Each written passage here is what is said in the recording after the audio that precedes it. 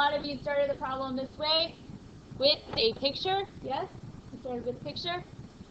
So I've got my car. Here's the distance I'm going to have it travel. Here's the little car.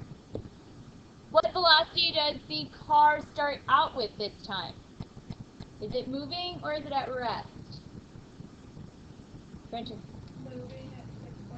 meters per second. Okay, we have a velocity, VI, equal to 6.5 meters per second. And I'm going to say that my object is moving to the right. I'm also going to do a quick sign convention. If everyone's okay with it, I'm going to say that going to the right is considered positive because it seems like my car is going to continuously travel to the right. Any disagreements with that? Good. So I'm going to just put my sign convention up here, a little positive sign with an arrow going to the right, a little negative sign with an arrow going to the left. I know I'm not going to use that negative sign just yet, but it will help me in the end if I get some sort of negative answer. I'll look up there and remember, oh, that just means I'm traveling to the left. No big deal. Okay, it accelerates at a rate of 0.92 meters per second. This is something that I find pretty hard to draw, so I just do this, 0.92 meters per second squared. And it does it in a time equal to 3.6 seconds. So the whole event takes 3.6 seconds of time.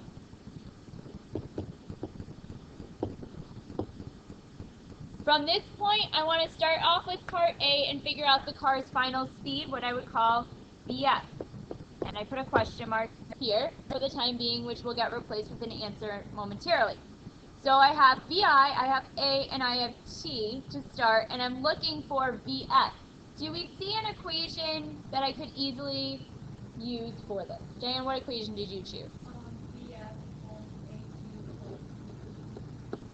AT plus VI.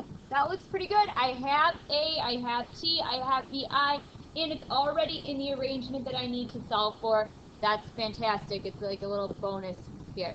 So I just plug in my values, 0.92. I usually don't write the units when I write it in the equation because it gets a little bit confusing. If you're having trouble, though, figuring out what units are, that will help in that case. Okay. Alright, so I plug these numbers in my calculator, I multiply first, and then I add that value. And if we've done this correctly, we should get something in the order of 9.8 meters per second. And that should be an 8. Any questions up until this point? And we're going to go on to part B. So in part B, I want to know the how far. I'm going to put in here 9.8 meters per second so that I know that I can use that. And I'm going to add in a D with a question mark so that I can move on from this point. What equation did we choose to use here? Valerie, what did you use?